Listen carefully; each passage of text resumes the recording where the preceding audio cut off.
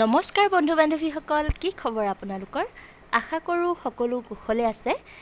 মই আজি আপোনালোকৰ মাজলৈ হোমেন বৰগোহাঁইদেৱৰ উপন্যাস মৎস্যগন্ধাৰ দ্বিতীয়টি খণ্ডলৈ আহিছোঁ। আশা কৰোঁ সকলোৱে ভিডিঅ'টো শেষৰলৈকে চাব, লাইক কমেণ্ট শ্বেয়াৰ কৰিব। তেতিয়াহ'লে ব'লকচোন আজিৰ ভিডিঅ'টো আৰম্ভ কৰোঁ। একেৰাহে দুপৰমান সময় বকি বকি মেনকাৰ ভাগৰ লাগিল। আকৌ নতুনকৈ বকনি আৰম্ভ কৰিবলৈ শক্তি গোটাই ল'বৰ মনেৰে তাই খন্তেক সময় নীৰৱ হ'ল।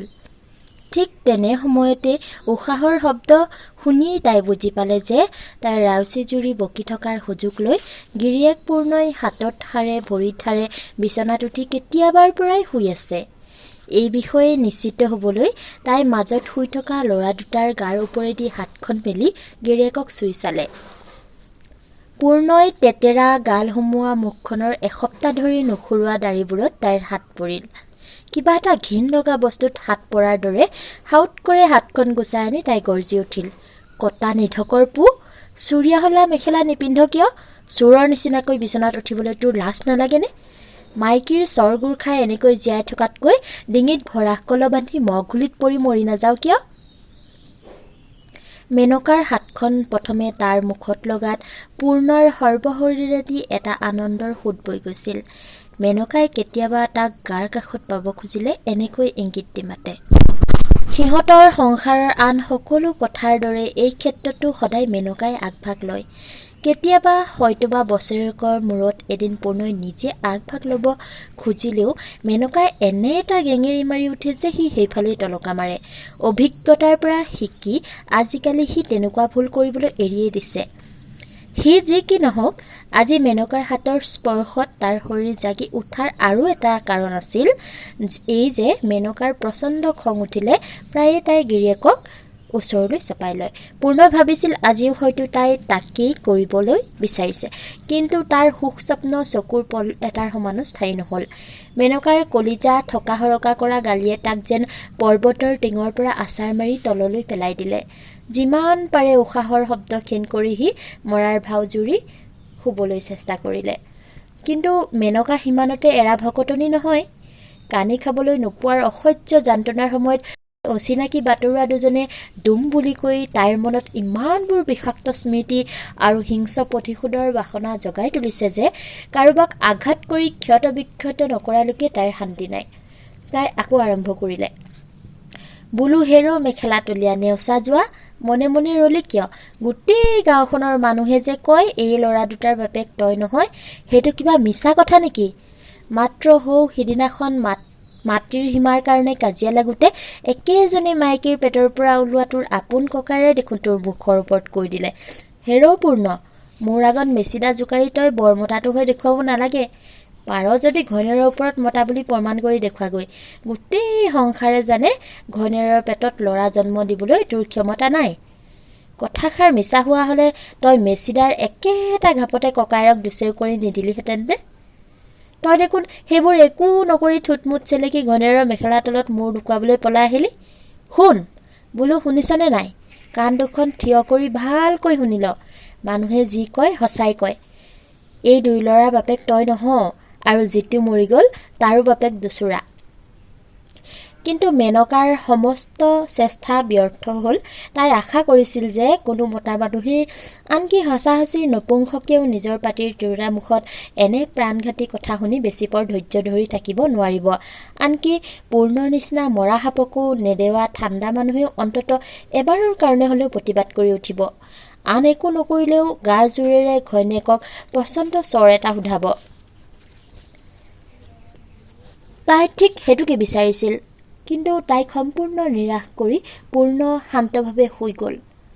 গেলা ঘাট চেঙা তেল দিয়াৰ দৰে কেইমুহূৰ্তমানৰ ভিতৰতে গভীৰ টোপনিত তাৰ নাক বাজিবলৈ ধৰিলে। কিং কৰ্তব্য বিমুখ হৈ মেনকা কিছু সময় নীৰৱ হৈ ৰ'ল। তাইৰ গাটো এফালৰ পৰা দেই পৰি আহিছে। খঙৰ ভমকত নিজৰ মঙহকে নিজে কামুৰি খাবলৈ মন গৈছে। আজি বাৰু যি হ'ল হ'ল, ৰাতিটো যেনে তেনে পাৰ হ'ব, কিন্তু কাইলৈ ৰাতিপুৱা তাই কানিকণ যোগাৰ কৰিব কেনেকৈ? বেচিবলৈ বা বন্ধকত দিবলৈ ঘৰত ঘটি বাতি লাম লাকাটো একোৱেতো আৰু নাই। কি উপায়েৰে তাই কালিলৈ দৰৱকণ যোগাৰ কৰিব? পিৰালিৰ নিচেই কাষতে শিয়াল এটাৰ হঠাৎ খুব ডাঙৰ মাতেৰে হুৱা হুৱা কৰি চক খুৱাই দিলে। লগে লগে দুটা কুকুৰে ভৌ ভৌ কৰি চিঞৰি উঠিল। শিয়ালটোৱে তৰা নৰা ছিগি বাহনীৰ বাৰীৰ আন্ধাৰৰ মাজলৈ দৌৰ দিলে। মেনকাই বাহিৰলৈ ওলাই আহি ঘৰৰ পিৰালি চুকতে প্ৰস্ৰাৱ কৰিলে। সিহঁতৰ দুকুঠলীয়া ঘৰটোৰ উত্তৰ ফালে গাঁৱৰ ঘাই বাটটো, পশ্চিমলৈ নেনৈ যোৱা বাট, দক্ষিণ আৰু পূবে বাহনী বাৰী। বাঁহ গছৰ তলত আন্ধাৰবোৰ ইমান ডাঠ হৈ আছে যে বাৰীলৈ গৈ পেচাব কৰিবলৈ তাইৰ বৰ ভয় লাগিল। প্ৰস্ৰাৱ কৰি উঠি আহি আকৌ বিচনালৈ যাব খুজিছিল। এনেতে হঠাৎ কি মন কৰি তাই ঘৰৰ দুৱাৰমুখতে বহি পৰিল। টোপনি যেতিয়া নধৰেই, বিচনাত ইকাতি সিকাতি কৰি থকাতকৈ দুৱাৰমুখত বহি আকাশৰ তৰা চাই থকাই ভাল। তাইৰ জাৰ লাগিছিল, কিন্তু কিবা জেদ ধৰা মানুহৰ দৰে জাৰলৈ কেৰপ নকৰি তাই উদাস মনেৰে আকাশৰ ফালে চাই বহি থাকিল। বাঁহ গছৰ পৰা নিয়ৰৰ ডাঙৰ ডাঙৰ টোপালবোৰ সৰি পৰাৰ শব্দৰ বাহিৰে চাৰিওফালে কাহ পৰি জিত যোৱাৰ নিস্তব্ধতা।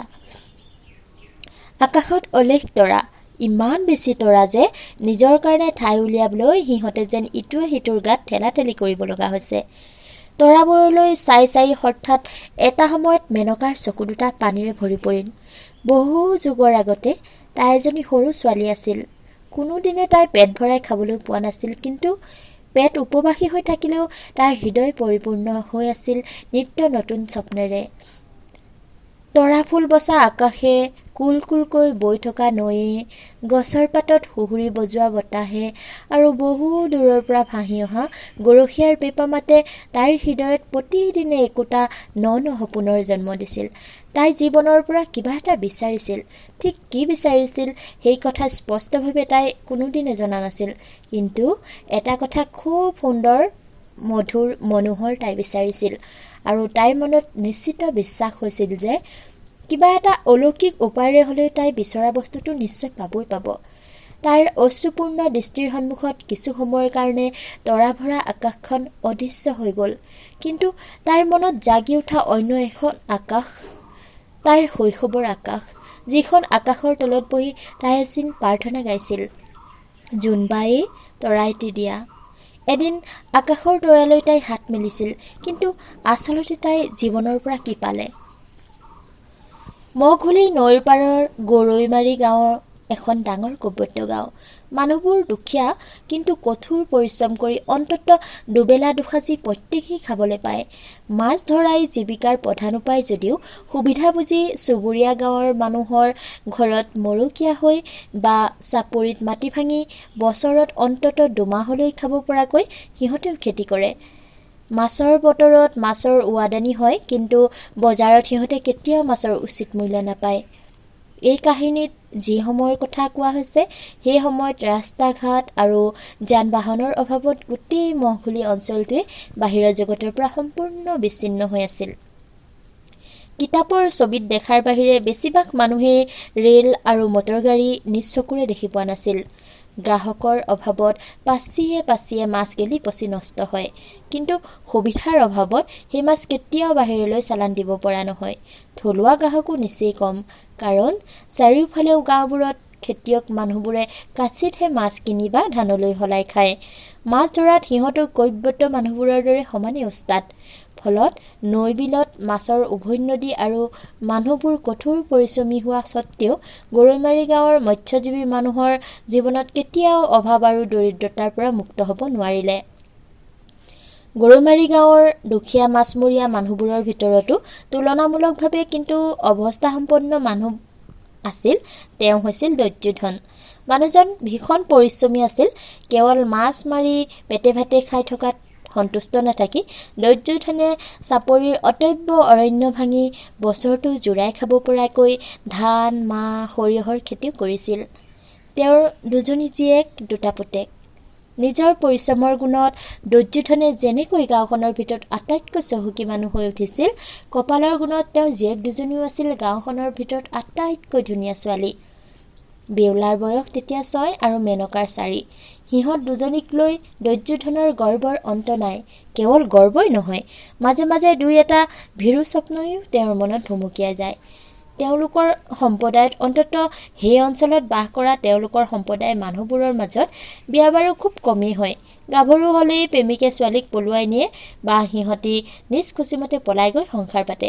কিন্তু দৈৰ্যধনে আহু কাণে পহু কাণে শুনিবলৈ পাইছে যে দক্ষিণ পাৰৰ কৈৱৰ্ত মানুহবোৰৰ মাজত এতিয়া দুই এজনে মেট্ৰিক পাছ কৰি কেৰাণী মহৰীৰ কামত সোমাইছে। স্বাভাৱিকতে সিহঁতে ধুনীয়া দেখনীয়াৰ ছোৱালী বিয়া পাতিবলৈ হাবিয়াস কৰে। ছোৱালী ক খ ম ম পঢ়িব জনা হ'লেতো সোণত সুৱগা। কিন্তু যিহেতু কৈৱৰ্ত সমাজত আখৰ চিনি পোৱা ছোৱালী দৰবত দিবলৈকো পাবলৈ নাই, গতিকে ৰূপেৰেই যাতে সিহঁতৰ অভাৱৰ ক্ষতিপূৰণ হয় সেইটো সিহঁতে বিচাৰে। চাকৰিজীৱী কৈৱৰ্ত ডেকাই যি এখন নতুন উন্নত সমাজৰ প্ৰৱেশ পত্ৰ লাভ কৰিছে, সেই সমাজৰ লগত সমানে সমানে তাল মিলাই চলিবলৈ দেখনীয়াৰ ছোৱালীৰ প্ৰয়োজন সিহঁতে তীব্ৰভাৱে অনুভৱ কৰে। দৈৰ্যধনে শুনিবলৈ পাইছে এনেকুৱা কেইবাজনো শিক্ষিত ডেকাই নিজৰ সম্প্ৰদায়ত যোগ্য পাত্ৰ বিচাৰি নাপাই অসবৰ্ণ বিবাহো কৰিছে। আন কেইজনমানে সুন্দৰী পাত্ৰী বিচাৰি গোটেই ৰাজ্য চলাত কৰিছে। বেউলা আৰু মেনকাৰ মুখলৈ চাই দৈৰ্যধনে আপোন মনে এটা সন্তোষৰ হাঁহি মাৰে আৰু মধুৰ দিবা স্বপ্ন দেখে। চকু দুটা মুদি লৈ তেওঁ স্পষ্টকৈ দেখিবলৈ পায় তেওঁৰ এটা জোঁৱাই কাছাৰীৰ সৰু নাজিৰ আৰু আনটো জোঁৱাই বাগিচাৰ মোহৰি। হঠাৎ এবাৰ ভয়ত তেওঁৰ চকু দুটা মুদি দিয়ে। এনে অকল্পনীয় সৌভাগ্য মানুহে সহ্য কৰিব পাৰে কেনেকৈ? গৰৈমাৰী গাঁৱৰ তিৰোতাবোৰে এদিন ৰাতিপুৱা পানী আনিবলৈ ঘাটলৈ গৈ দেখিলে 5 বছৰীয়া ল'ৰা এটাৰ মৰাশ নৈত ভাহি আহিছে।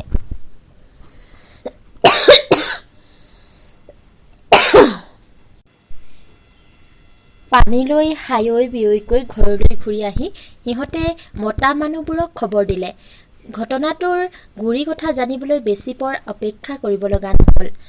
অলপ সময়ৰ পিছতেই মানুহৰ মুখ বাগৰি বাগৰি বাতৰি আহিল যে উজনিৰ হাটোলা চুক, মিৰিগাঁও, বৰগাঁও, গগৈচুক আৰু ঘিলাগুৰি গাঁৱত হাইজা মহামাৰী আৰম্ভ হৈছে। এদিন এৰাতিৰ ভিতৰতে 100মান মানুহ মৰি শেষ হৈছে। মৰা পুৰিবলৈ মানুহ আৰু সময়ৰ অভাৱত সৰু ল'ৰা-ছোৱালীবোৰৰ মৰাশ মানুহে মহখুলি নৈত উটুৱাই দিছে। গৰৈমাৰী গাঁৱৰ পৰা পূবলৈ ডাঙৰ পথাৰখন পাৰ হৈ গ'লেই ঘিলাগুৰি গাঁও। তাৰ মানে হাইজা আহি গৰৈমাৰী পাবলৈ আৰু বেছি সময় নাই।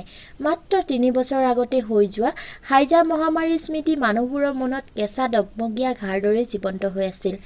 সেই বছৰ ল'ৰা বুঢ়া মতা মাইকী মিলি গৰৈমাৰীৰ প্ৰায় 30টা মানুহ সিফলীয়া হৈছিল। মৃত্যুৰ মৰকামৰ দাগ এতিয়াও ঘৰে ঘৰে লাগি আছে। এনে ভয়ংকৰ আতংকই গোটেই গাঁওখনৰ টেটু চেপি ধৰিলে। কাৰণ বহু যুগৰ অভিজ্ঞতাৰ পৰা সিহঁতে এই কথা জানে যে হাইজা গোসাঁনীৰ সন্মুখত স্বয়ং শ্ৰীকৃষ্ণ পূৰ্ণ অৱতাৰো অসহায়। দুপৰীয়া নৈত গা ধুবলৈ গৈ গৰৈমাৰী গাঁৱৰ মানুহে মহঘুলি আৰু কেইবাটাও মৰাশ উটি অহা আৱিষ্কাৰ কৰিলে। মৰাশকেইটা উটি গৈ চকুৰে নমনা হোৱালৈকে সিহঁতে অপেক্ষা কৰিলে। তাৰ পিছত সেই নৈত গা ধুই আৰু খাবৰ কাৰণে কলহ ভৰাই পানী লৈ সিহঁত ঘৰলৈ উভতিল। সেই সময়ত কাঢ়ি গাঁৱৰ পুৰণমল জৈন মহাজনৰ ঘৰুৱা পকানাদটোৰ বাহিৰে চাৰিওফালে 10 মাইল দূৰলৈকে দ্বিতীয় এটা পকানাদ নাছিল। দুপৰীয়া মানুহবোৰে ভাত খাই শেষ কৰিবলৈ নাপালি। ইতিমধ্যে খবৰ প্ৰচাৰ হৈ গ'ল যে গাঁওবুঢ়াৰ নিজৰ ঘৰতে নাতিনীয়েকজনীৰ তেজ বমি আৰম্ভ হৈছে। আতংকত গোটেই গাঁওখনেই যেন এক সময়তে উশাহ বন্ধ কৰি স্তব্ধ হৈ ৰ'ল। ঘৰে ঘৰে মানুহবোৰে ইজনে সিজনৰ মুখলৈ, গিৰিয়েকে ঘৈণীয়েকলৈ, মাক বাপেকে ল'ৰা ছোৱালীলৈ ঘনে ঘনে কৰোণভাৱে চাবলৈ ধৰিলে, যেন জীৱনত এয়েই তেওঁলোকৰ শেষ দেখা দেখি। গাঁৱৰ বুঢ়া মেঠাসকলে নিজৰ ভিতৰতে পৰামৰ্শ কৰি আবেলি পৰলৈ নামঘৰত নাম কীৰ্তন পাতিলে। নাম কীৰ্তন চলি থাকোঁতেই খবৰ আহিল যে ইতিমধ্যে 3টা ল'ৰা ছোৱালীক পুতিবলৈ নিব লগা অৱস্থা হ'লেই। নাম কীৰ্তনৰ মাজৰ পৰাই কেইজনমান ডেকা ল'ৰা মৰা পুতিবলৈ বুলি উঠি যাব লগা হ'ল। প্ৰায় 1 সপ্তাহমান ধৰি গৰৈমাৰী গাঁৱত হাইজাৰ তাণ্ডৱ চলিল। এসপ্তাহৰ ভিতৰত গাঁওখনৰ জনসংখ্যা 1/3 হ্ৰাস পালে। গাঁৱৰ মুঠ 226 জন মানুহৰ ভিতৰত 72 জনেই মৰাশালীত ঠাই ল'লেগৈ। হাইজাৰ বিদায়ৰ পিছত গৰৈমাৰী গাঁৱত মহা-শ্মশানৰ নীৰৱতা নামি আহিল। কোন গ'ল কোন থাকিল তাৰ হিচাপ আৰম্ভ হ'ল। দৈত্যধনৰ ঘৰত থাকিল কেৱল ঘৈণীয়েক মেমেৰী আৰু জীয়েক দুজনী।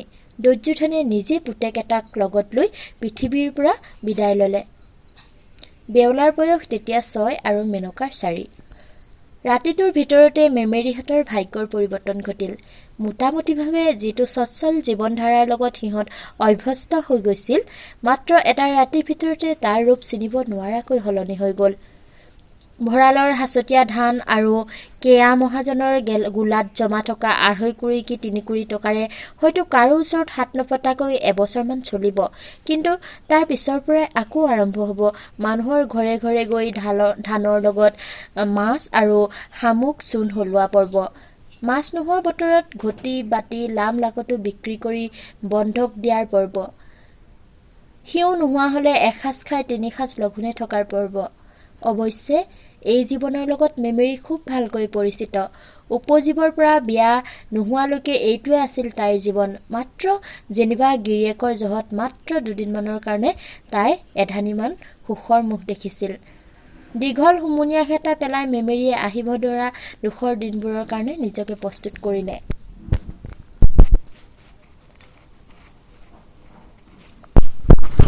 অন্ততঃ এটা দিনৰ কথা মেনকাৰ খুব ভালকৈ মনত আছে। সমস্ত অতীত জীৱনটোকে তাই সমূলি পাহৰি যাব খোজে। এতিয়াতো বৰ্তমানকো পাহৰি থাকিবলৈ তাইৰ কানি আশ্ৰয় লৈছে। কিন্তু 2-এটা স্মৃতিয়ে তাইক কেতিয়াও লগ এৰা নিদিয়ে। দৈত্যধন মৰাৰ এবছৰ পিছৰ কথা। আঘোণৰ মাজভাগৰ পৰা ধান দোৱাৰ বতৰ আৰম্ভ হৈছিল। বছৰটোৰ ভিতৰত কেৱল এইখিনি সময়তে গৰুমাৰী কৈবত্য গাঁৱৰ ডাল দৰিদ্ৰ আধাপেটীয়া মানুহবোৰৰ মুখতো 2 দিনমানলৈ হাঁহি বিৰিঙে। কাৰণ এই সময়ত তিৰোতাবোৰে ওচৰৰ কাঢ়ি গাঁও আৰু মহগুলি গাঁৱৰ চহকী খেতিয়ক কেইঘৰৰ পথাৰত ধান দোৱাৰ ঠিকা পায়। মজুৰি দিনে এদোণ ধান। যিবোৰৰ দিন ভিক্ষা প্ৰাণ ৰক্ষাৰ অৱস্থা, সিহঁতে 15 দিন কি এমাহৰ প্ৰাপ্য ধান আগতেই আদায় কৰি চাউল উলিয়াই লয় বা দিনটোৰ ধান দিনে আনে। যিবোৰৰ অৱস্থা সামান্য ভাল, সিহঁতে পাওনা ধানখিনি ভৱিষ্যতলৈ জমা ৰাখে। দৈত্যধন জীয়াই থকাৰ সময়ত মেমেৰীয়ে দিনে এদোণ ধানৰ বিনিময়ত কাৰো পথাৰত ধান যাব লগা হোৱা নাছিল। কিন্তু এইবাৰ আৰু নগ'লে নহয়। ভঁৰালৰ ধান আৰু ঘৰৰ লামলাকতো সকলো শেষ। গাঁৱৰ বাকীবোৰ তিৰোতাই বছৰৰ পিছত বছৰ ধৰি একেবোৰ মানুহৰ ঘৰতে ধান দাবলৈ যায়। গতিকে ধান দোৱাৰ বতৰ আৰম্ভ হ'লেই যাৰ যাৰ দাৱনীৰ প্ৰয়োজন সেইবোৰ মানুহে নিজে আহি সিহঁতক খবৰ দি যায়। কিন্তু মেমেৰী সেই দলত নপৰে। গতিকে তাই নিজেই কাম বিচাৰি ওলাব লগা হ'ল। কেইবাঘৰো মানুহৰ দুৱাৰে দুৱাৰে ঘূৰি তাই বিমুখ হ'ল। কাৰণ তেওঁলোকৰ বহু বছৰীয়া পুৰণি বন্ধা দাৱনী থাকে। ইতিমধ্যে সিহঁতৰ লগত বন্দোবস্ত হৈ গৈছে। কাঢ়ি গাঁৱৰ হেমকান্তৰ খেতিত ইমান বেছি নহয় যে তেওঁৰো দাৱনীৰ দৰকাৰ হ'ব পাৰে। ঘৈণীয়েক আৰু ভনীয়েকেই ধানখিনি চপাই শেষ কৰিব পাৰে। কিন্তু মেমেৰীৰ ভাগ্য ভাল আছিল যে হেমকান্তৰ ঘৈণীয়েকে আঘোণৰ প্ৰথম সপ্তাহতে সন্তান এটি প্ৰসৱ কৰি পথাৰলৈ ওলাব নোৱাৰা হ'ল। এজনী দাৱনী তেওঁক এতিয়া নহ'লেই নহয়। খবৰটো পাই মেমেৰী হেমকান্তৰ ঘৰলৈ গ'ল আৰু লগে লগে বন্দোবস্ত হ'ল। মেমেৰীয়ে এসপ্তাহৰ কাৰণে 7 দোণ ধান আগতীয়াকৈ বিচাৰিলে। তাই অকলশৰীয়া মানুহ।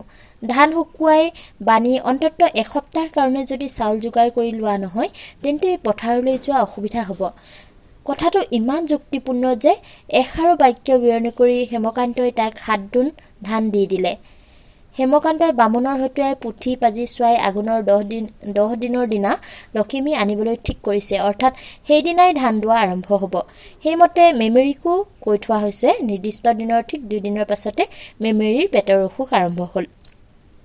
এনেকুৱা পেটৰ অসুখ সিহঁতৰ দিনে দিনে হয়, দিনে ভাল হয়। গতিকে মেমেৰীয়ে প্ৰথম অৱস্থাত বিশেষ একো চিন্তা কৰা নাছিল। আৰু 2 দিন আছে, তাৰ ভিতৰত নিশ্চয় ভাল হৈ যাব। গাঁৱৰে টুপি ধৰে, নানা ৰকমৰ টুক-টাক বেজালি কৰে। বিশেষকৈ তাৰ মুখ ভঙাৰ মন্ত্ৰশাৰী বোলে অব্যৰ্থ। মেমেৰীয়ে মনত কিবাকৈ ধাৰণা হ'ল যে সেইদিনা গধূলি গৰৈ মাছ পুৰি ভাত খাওঁতে জীয়েক দুজনীয়ে নিশ্চয় তাৰ পাতৰ মাছখিনিৰ ওপৰত চকু দিছিল। ফলত তাইৰ মুখ লাগিল। তাই মুখ ভঙাবৰ মনেৰে টুপিধৰৰ ওচৰলৈ গ'ল। টুপিধৰে কাঁহৰ সৰু বাটি এটাত পানী অলপ লৈ ঘৰৰ চালৰ পৰা খৰিকা এডাল আনি তাৰেই পানীখিনি লৰাই লৰাই মুখ ভঙা মন্ত্ৰ মাতিবলৈ ধৰিলে। ওচৰতে বহি মন্ত্ৰখিনি শুনি থাকোঁতে মেমেৰীৰ পেটৰ অসুখ সম্পূৰ্ণ ভাল হোৱা যেনেই লাগিল। মন্ত্ৰ মৰা পানীটোপা খাই তাই পাতল মনেৰে ঘৰলৈ ঘূৰিলে। কিন্তু ঘৰ পোৱাৰ লগে লগে তাৰ তলপেটটো কিহবাই খুব জোৰেৰে চিকুট মাৰি ধৰা যেন তাই অনুভৱ কৰিলে আৰু চকু কাণ মুদি তাই পিছফালৰ বাঢ়নীডৰালৈ ঢাপলি মেলিলে। সেই যে আৰম্ভ হ'ল। তাৰ পিছত তাই ঘণ্টাই ঘণ্টাই বাঢ়নী বাৰীলৈ ঢাপলি মেলিব লগা হ'ল। আবেলি পৰলৈ তাইৰ আৰু বাঢ়নী বাৰীলৈ ঢাপলি মেলা শক্তি নাছিল। চুঁচৰি বাগৰি তাই কোনোমতে পিৰালি চুকৰ কচুৱনী ডৰালৈহে যাব পাৰিছিল। মেমেৰীয়ে বুজি পালে যে তাই প্ৰথমে ভবাৰ দৰে এইটো সৰু সুৰা মুখ লগা বেমাৰ নহয়, তাৰ আচলতে তেজহাগনি হৈছে। ঘণ্টাই ঘণ্টাই তাইৰ অৱস্থা বেয়ালৈ ঢাল লৈছে। বেলি মাৰ যাবৰ সময়ত পিৰালি চুকৰ কচুৱনী ডৰালৈকে যাবলৈ এতিয়া তাইৰ এযুগমান সময় লগা যেন লাগিল। তাইৰ এটা প্ৰকাণ্ড ভয়ে তাৰ সৰু কলিজাটো খামুচি ধৰিলে। যিজনী মানুহে শৌচ কৰিবলৈ ঘৰৰ দুৱাৰৰ পৰা পিৰালি চুকলৈ যাব নোৱাৰে, সেইজনী মানুহে আৰু দুদিনৰ পিছত হেমকান্তৰ পথাৰত ধান দাবলৈ যাব কেনেকৈ? ধান দাবলৈ যাব নোৱাৰিলে তাৰ এমাহ দিমাহ ছোৱালী দুজনীৰ মুখত নিমখ ভাত এমুঠিকে গুজি দিব কেনেকৈ? তাতে তাই সাদিনৰ পাওনা ধান আগতেই আদায় কৰি লৈছে। বইনা লৈ বেমাৰৰ ভাও জুৰি বিচনাত পৰি থাকিলে ইয়াত আৰু তাইক কাম কোনে দিব? তেজহাগনিয়ে তাইৰ শৰীৰৰ সমস্ত শক্তি ইতিমধ্যে শুহি শেষ কৰিছে। তাতে আকৌ গোটেই দিনটো লঘোণ। তাইৰ মগজটো প্ৰায় অসাৰ হৈ পৰিল। জীয়েক দুজনীয়ে ভুলুকা বাঁহৰ মূঢ়াৰে ইতিমধ্যে ডাঙৰকৈ একুৰা জুই ধৰিছিল। তাৰ কাষতে পাটি এখন পাৰি মেমেৰী আধা মৰা হৈ শুই আছিল। হঠাৎ এবাৰ উঠি তাই জীয়েক দুজনীক ক'লে, বেউলা মেনকা, তহঁত দুইজনীয়ে এইমাত্ৰ মোক গগন পেহাৰ ওচৰলৈ লৈ গ'ল। মোৰ খোজ কাঢ়িবলৈ শক্তি নাই, তহঁতে ধৰি নিব লাগিব। বন্ধু বান্ধৱীসকল, আজিৰ ভিডিঅ'টো ইমানেই। পৰৱৰ্তী খণ্ডটো মই অতি সোনকালেই আপোনালোকৰ মাজলৈ লৈ আহিম। তেতিয়ালৈকে মোক সহায় সহযোগিতা আগবঢ়াই যাব, ভিডিঅ'বোৰ চাব আৰু পৰামৰ্শ আগবঢ়াব। তেতিয়াহ'লে মই আপোনালোকৰ মাজৰ পৰা বিদায় লৈছোঁ। শুভৰাত্ৰি।